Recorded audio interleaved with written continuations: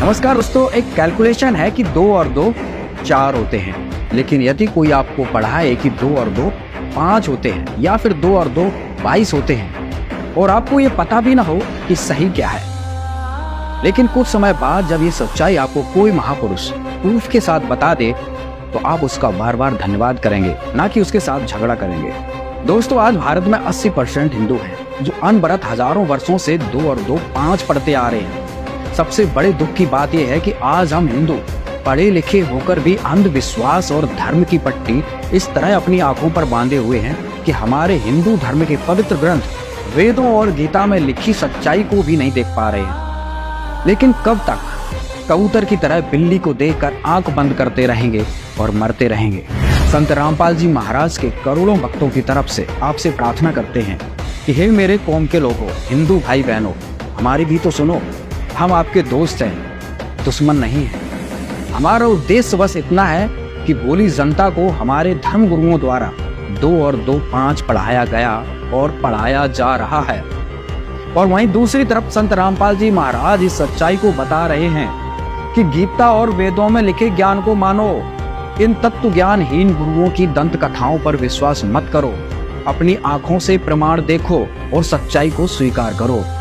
अगर आपको हमारी इन बातों पर विश्वास नहीं हो रहा है तो आप खुद देख लीजिए ऐसे गुरु जो 2 और 2 5 पढ़ा रहे हैं, 2 और 2 5 पढ़ा रहे हैं। मिलते हैं पहले गुरु से जिनका नाम है अनुरुद्धाचार्य जी। यदि कोई वैश्या है, सारी जिंदगी उसने वैश्यावृत्ति की, और यदि आखिरी में उसका चित्त शुद्ध हो गया और उसने भगवान के चरणों में अपने आप को समर्पित कर दिया, तो जीवन में यदि कोई आत्मसमर्पण आखिरी समय भी कर ले, मरने के 4 मिनट पहले, कि हे प्रभु मैं आपकी हूँ, इतना भी कह ले और समर्पण भाव रख ले, तो भगवान उसका भी उद्धार कर देते हैं। इतने दयालु हैं भगवान। देखा दोस्तों, इनके हिसाब से तो जिंदगी भर आप मौज करो, मस्ती करो, व्यभिचार करो और अंत में जब आप बूढ़े हो जाओ या आपको पता चले कि अब आप मरने वाले हैं तो भगवान से माफी मांग लो, भगवान आपको माफ कर देंगे और फिर आपको स्वर्ग की प्राप्ति होगी। दोस्तों, यदि अनुरुद्धाचार्य के हिसाब से चले तो कभी कोई भक्ति करेगा ही नहीं और अपने आखिरी समय में भगवान से माफी मांग लेगा और स्वर्ग चला जाएगा। फिर दोस्तों, इन कथावाचकों की जरूरत क्या है? अनुरुद्धाचार्य की जरूरत कहाँ है? दोस्तों, यह सब इनकी मनगढ़ंत कहानियां हैं और शास्त्र विरुद्ध बातें हैं।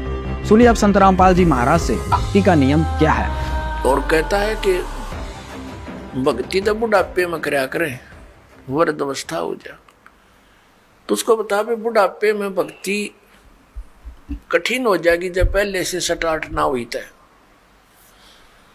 क्योंकि बुढ़ापे में तो फिर सारी ये आपदाएं आती हैं, कभी आंख बनवानी, कभी दांत पड़वाने, कदे पिंडी भड़के, कभी सिर में दर्द, और बड़ा परिवार हो जाता है, कदे कोई बीमार, कोई किसी की मृत्यु, वह सारी उस वृद्ध के चोट लगा करे। अब कदे खांसी सतावे, कदे और 100 समस्याएं हो जाती है, उठ के बैठा जाना, और क्या पता वृद्ध अवस्था तक प्राणी जीवित रहेगा कि ना रहेगा। तो भक्ति के लिए तो संतों ने बताया है, सदग्रंथों में भी यही लिखा पाया है कि भक्ति के लिए जब भी बच्चा 3 वर्ष का हो जाए, बोलने लग जा, 3 वर्ष के बालक को उपदेश दिला देना चाहिए। जैसा भी करे वो थोड़ा बहुत करता रहेगा, क्योंकि घर में जब चर्चा चलती है, मंत्र चलेंगे तो वो भी बोलेगा, अपने आप बोलता रहेगा, बच्चे को ज़्यादा असर होता है, प्रभाव बनता है। तो 3 वर्ष तक बच्चा माता पिता के आश्रित होता है। माता पिता ने दीक्षा ले ली, मर्यादा में रहेंगे तो परमात्मा उनके उस स्तर के बच्चों की भी रक्षा करेंगे, और फिर उन बच्चों को नाम से जोड़ देना चाहिए। तो फिर क्या देखा, 1 महीने के बाद फिर उसी गांव में, नगर में जाने का परमात्मा ने संयोग बनाया, सत्संग था। तो दूसरी बार जब दास गया, वहां पता चला कि वो व्यक्ति जो यहाँ वाद विवाद करे था, वो उसकी मृत्यु होगी। और मृत्यु भी कैसे होगी, कैसे हुई? बड़ी दर्दनाक तरीके थे। उसका अपना एक कुआं था, इस साइड की बात है, बाडड़ा साइड की, हरियाणा की। उसका अपना एक कुआं था, उस कुएं में नीचे जल था। कुएं में से वो ट्यूबवेल चलाते हैं, तो सारा दिन ट्यूबवेल चलाया, पानी कुछ नीचे चला जाता है। वो पानी नीचे चला गया कुएं का, और वो स्नान करने के लिए वो क्या करता था, उस कुएं में ही उसने नीचे पत्थर की पैड़ी सी लगा रखी थी, उन पर बैठकर स्नान करता था। जब कुएं का पानी भरा होता था तो वो ऊपर की पैड़ियों पर बैठकर वहीं नहा लेता था। और फिर क्या, उस दिन पानी गया नीचे उतर, और उसने सोचा इस नीचे वाली पैड़ी पर बैठकर नहा लूं, और दायरा कम से कम 5 फुट नीचे। उसने ध्यान किया नहीं, वो नीचे जाया तो उस पैड़ी पर काई लगी हुई थी, पैर फिसल गया और कुएं में गिर गया। उसने चेष्टा की पैड़ी को पकड़ने की, वो उसके हाथ की रेंज से बाहर हो गई और उसके अंदर वो डूब कर मर गया।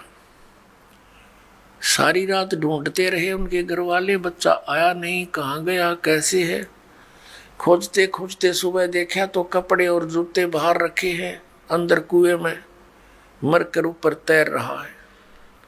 जब उसको देखा कि उसके हाथों की ने जो कोशिश की उसने पकड़ने की किसी वस्तु को, कुएं की अंदर की साइड पर पक्की थी वो, उस पर काई लगी हुई थी, उसके अंदर से उसी उंगलियों के निशान गड्ढे हुए थे कि किसी प्रकार पकड़ लो, निशान थे, और वो मृत्यु को प्राप्त हुआ। इससे ये ज्ञान समझ में आना चाहिए कि किस आधार से हम इतने फूले फिरे हैं और क्या बकवाद गढ़ते हैं। अब वो वृद्ध होया ना, भक्ति उसने करी नहीं, अब पता नहीं कहाँ धक्के खाता फिरेगा, कोई गधा बनेगा, कुत्ता बनेगा। तो पुण्यात्मा इन बातों को याद रखे। अब उसकी मौत के ऊपर हुई होगी, आसानी से नहीं हुई होगी, रोया होगा, चिंगाड़ा होगा, चिल्लाया होगा, बचा लो बचा लो। अब बचानी है, कोई याद भी ना करे, वहां कौन बचावे, वहां भगवान बचावे, अठा के बाहर ले आवे। उस समर्थ शक्ति की ओट होता है, उसका सहारा मिले। प्रहलाद बचाया, ध्रुव बचाया, मीराबाई बचाई, कितने प्रमाण देख लो जो अब लाखों की संख्या में यहाँ बचा रहे हैं भगवान। तो हमने परमात्मा की शरण अति शीघ्र ग्रहण करनी चाहिए। संत रामपाल जी महाराज की वीडियो देख के आप समझ गए होंगे। दर्द को हद तो तब हो जाती है जब अनिरुद्धाचार्य कहते हैं कि कलयुग में पराई स्त्री के बारे में गलत सोचने से पाप नहीं लगता है। मानस पुण्य हो या नहीं पापा, ये कलयुग है। इस कलयुग में आप जो मन से पुण्य करते हैं कि मैं वृंदावन गया, मैं बिहारी जी को देखा, मैंने बिहारी जी के चरण धोए, ये पुण्य जो मन से आप कर रहे हैं, इसका पुण्य तो मिलेगा। पर मन से आप किसी स्त्री की कल्पना करके उस स्त्री के बारे में आप गलत विचार रख रहे हैं मन से, तो पाप तो नहीं लगेगा, लेकिन आपके मन की, आपके विचारों की क्षति तो हो ही रही है ना। ये गलत तो है ही, इसलिए ये इस प्रकार के विचार नहीं रखना चाहिए। परंतु आपको पाप नहीं लगेगा, क्योंकि अपने मन से। पाप तब तक नहीं लगेगा जब तक आप किसी को स्पर्श नहीं करते। अनिरुद्धाचार्य कौन सी दुनिया में जी रहे हैं आप? अब ये 2 और 2 5 नहीं कर रहे हैं तो क्या कर रहे हैं? ना तो इन्हें भगवान का पता, ना इन्हें भगवान के विधान का पता। अब आप सुनिए संत रामपाल जी महाराज के विचार कि भगवान का संविधान विधान क्या है। परमात्मा आते हैं अपने तत्व ज्ञान और अपनी शक्ति से बुरे व्यक्ति को भी नेक बना देते हैं, और फिर वो पुण्यात्मा स्वयं भी भक्ति करते हैं और अन्य समाज को भी वो दुखदाई नहीं होते, क्योंकि वो परमात्मा से डरने वाले बन जाते हैं। परमात्मा से डर उस समय लगता है जब हम कुछ तत्व ज्ञान से परिचित हो जाते हैं। तत्व ज्ञान से परिचित होने के बाद परमात्मा कहते हैं, तुमने उस दरगाह का मैल नहीं देखा और धर्मराज के तिल तिल का लेखा, कि तुम यहां गलतियां करते हो, रिश्वत लेते हो, किसी को सताते हो, अपने से निर्बल को तंग करते हो, परमात्मा के पास तुम्हारा एक एक श्वास का अकाउंट है। आप मन में गलत भी सोचते हो, वो भी आपके बैड अकाउंट में वह एंट्री होती है और उसका भी फल आपको भोगना पड़ता है। अब विचार करो, सो नारी जारी करे और सुरापान 100 बार, एक चिलम हुक्का भरे वो डूबे काली धार। ओए होए, एक पर नारी गमन करने का, पर नारी के साथ दुर्व्यवहार करने का, दुराचार करने का कितना पाप बता। 70 जन्म अंधा हो डोले। और मांस खाने वाले का सुरापान मधुमांसाहारी और गमन कर्म हो गए नर नारी। पर नारी 70 जन्म कटेंगे शीशम और साक्षी साहिब है जगदीशम। इन सभी पापों को जोड़ दे। शराब पीने वाले को जो 70 जन्म कुत्ते का भोगेगा एक बार पीने से, और 70 जन्म सिर कटेंगे। इन सभी पापों को एक बार ऐसे करने से ये पाप है, तो कहते सुरा 100 नारी जारी करे, वो कितना पाप हो गया। एक बार करने से 70 जन्म अंधा हो तो 100 से जोड़ दो 7000 बार, यानी इतना 100 गुना पाप किसको लगेगा, जो केवल धूम्रपान करने वाले का सहयोग देगा। सुरापान 100 नारी जारी करे सुरापान 100 बार, और एक चिलम हुक्का भरे वो डूबे काली धार। तो इसलिए इस तम्बाकू सेवन में और घना पाप है। यानी पाप तो वो भी है, पर इसमें उससे 100 गुना ज्यादा पाप है। और पाप तो सारे ही है, विष तो विष ही है, तो कुछ तेज है कोई थोड़ा कम है, तो विष को सेवन हमने करना ही ना चाहिए था। आप देखते हो मंत्री लोगों का भी इतिहास सुनते हो, और जजों के बारे में भी सुनते हो, IAS IPS के बारे में, और बहुत से इंजीनियरों के बारे में, डॉक्टरों के बारे में रिश्वत लेते हैं। धिक्कार है उनके जीवन को, उनको ज्ञान नहीं है, इसलिए विष खा रहे हैं। जब ये ज्ञान होगा जहर दिखाई देगा आपको। परमात्मा ने बताया कि तुमने उस दरगाह का मैल नहीं देखा और धर्मराज के तिल तिल का लेखा। तुमने वो स्थान देखा को ना जहां काउंट होता है, वहां छुपा नहीं सकते, वहां गवाह की आवश्यकता नहीं है। आप जो भी कर्म करते हो, आपके अंतःकरण में वो फिल्म की तरह गुप्त चित्र अंदर अंकित होते हैं, और इसकी एक कॉपी धर्मराज के दरबार में ऑटोमेटिक डेली चली जाती है। जब आप वहां जाओगे, आपकी RDX वहां तैयार पाओगी, और ला के कंप्यूटर में, और आपको खड़ा कर देंगे सामने, अब देख तेरे कुक्रम और सुक्रम। वहां पूछने की, वहां ना करने की आवश्यकता कोई नहीं, इसने झूठ बोलने का समय ना मिल रहा है, हमने ऐसा ना किया, वो तो करता दिखा है। फिल्म में जो आदमी कर रहा सारे काम, वो कैसे करेगा हमने ना करे, नीची गर्दन कर लेता है। कहते तुमने उस दरगाह का मैल नहीं देखा और धर्मराज के तिल तिल का लेखा, एक एक तिल का। चिट्टी पायल बाजे पैर, साहेब सुनता है सब लहर। यदि हम सोच भी गलत करते हैं किसी के बारे में, वो भी अंकित होती है। हम सोच भी अच्छी बनाते हैं, भला करने की ना कर सकते हैं, दान करने की सोच करते हैं, नहीं कर पाते हैं, उसकी भी राहत आपको मिलती है, वो भी गुड अकाउंट में होता है। और करना तो पड़ेगा ही पड़ेगा, लेकिन सोच अच्छी है वो भी अच्छा अकाउंट है। और सोच बुरी रखते हो, किसी के बुरा करना चाहते हो, तो वह भी लिखी पाओगी आपकी। तो परमात्मा कहते तुम इसलिए यहां गलती करके फंसे रहते हो, तुमने उस परमात्मा के न्याय स्थान को देखा नहीं है, जहां पर एक एक नए पैसे का अकाउंट आपने पूरा करना पड़ेगा। जो किसी का बुरा किया है, किसी का लिया है, दिया है, वह पूरा करना पड़ेगा तुमने। तो उसके लिए अब हम आपको एक परंपरा बताते हैं। ये ना समझना कि ये नियम सख्त है, ये बहुत आसान नियम बना दिया आपके। किसी से पैसे लेते हो, फिर उसका देना पड़ेगा, ये कोई बड़कों का खेल है। जैसे कोई रिश्वत लेता है या किसी और 2 नंबर से बकवाद करके किसी से ठग लेता है, वो पैसे उसने देने पड़ेंगे। इसमें ना किसी और जन्म में वो दामाद बन के ले जाएगा और खुश होकर देने पड़ेंगे, और कई गुना हो जाएंगे तब तक। तो सिर में दर्द करने की आवश्यकता नहीं है, ये बिना ज्ञान के हम ऐसा करें। इसलिए अब क्या है, जैसे हमारे उलझे संस्कार तो ढेर हैं अभी पिछले भी, ये तो समाप्त हो ही नहीं सकते। यदि ये विधान हम माने इन अज्ञानियों का कि प्रारब्ध कर्म और संचित कर्म जितने भी हैं ये तो भोगने ही पड़ते हैं, और फिर मोक्ष कैसे होगा, अंत कैसे होगा, ये हमारा आपस का संस्कार अंत नहीं होगा तब तक हम मुक्त नहीं हो सकते, फ्री नहीं हो सकते। उसके लिए परमात्मा ने विधान बताया है कि एक ऐसा मंत्र दूंगा, उस मंत्र की कमाई से आपके पुण्यों का तो ढेर लग जाएगा, और जो पाप आपके होंगे उनको मैं कैंसिल करूंगा अपने कोटे ते, अपनी ताकत ते, आपकी श्रद्धा देख के, आपकी आस्था देख के।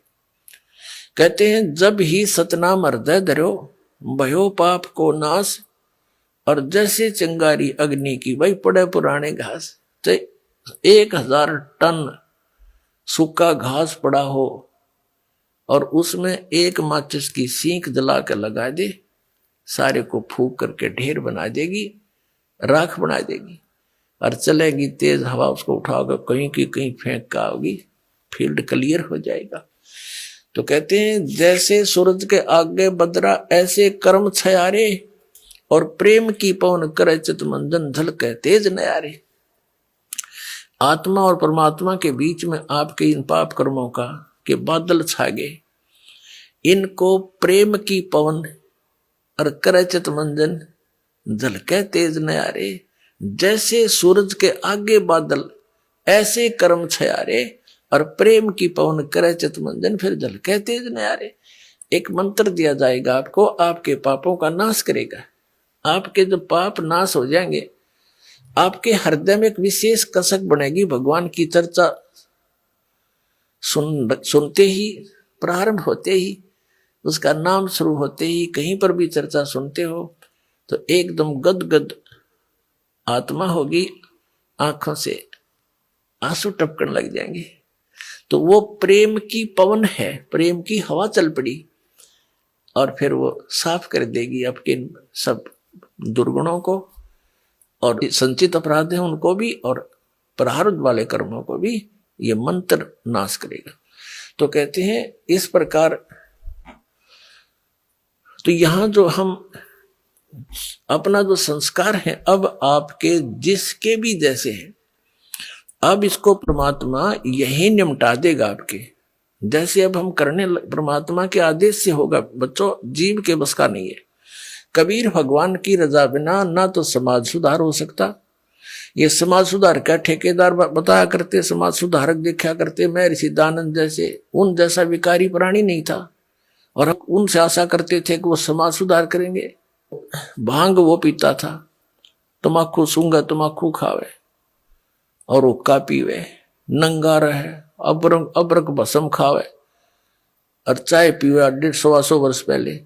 तो कहने का भाव ये है किसी जीव का दोष नहीं, यू काल किसी के पंजे नहीं टेकने देता। ऋषि में ऋषि फेल कर दिए, विश्वामित्र जैसे राजा था विश्वामित्र, राज त्याग कर जंगल में जा बैठा, घोर तपस्या करने, रास्ता था नहीं इनके पास, परमात्मा का साथ नहीं, काल इसके इनके इर्द गिर्द रहता है, इनकी बकवाद को तुरंत खराब करने के लिए साधना कर रहा था।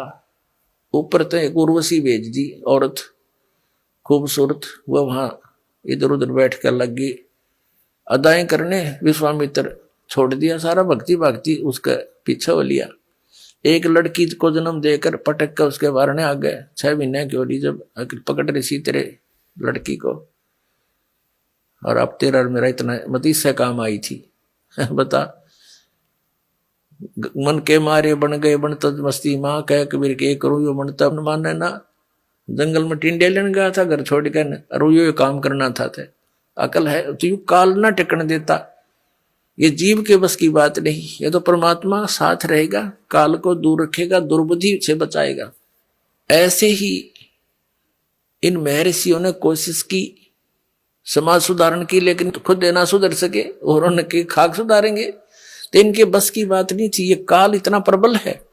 ये तो कहते हैं काल डरे करतार से, जय जय जय जगदीश, ये जोरा जोड़ी जाड़ता पगरज डार सी से।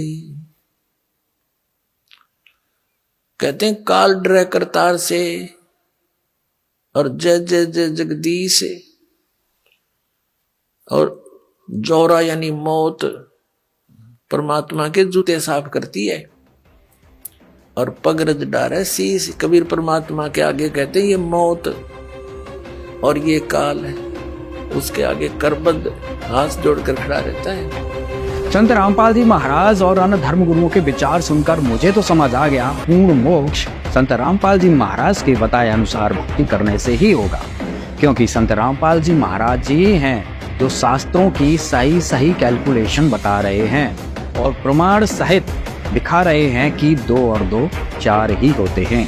धन्यवाद दोस्तों, हमारी आज की वीडियो में बस इतना ही। बने रहिए हमारे साथ। अगर इस वीडियो से संबंधित आपका कोई विचार हो तो हमें कमेंट्स करके जरूर बताइए। धन्यवाद।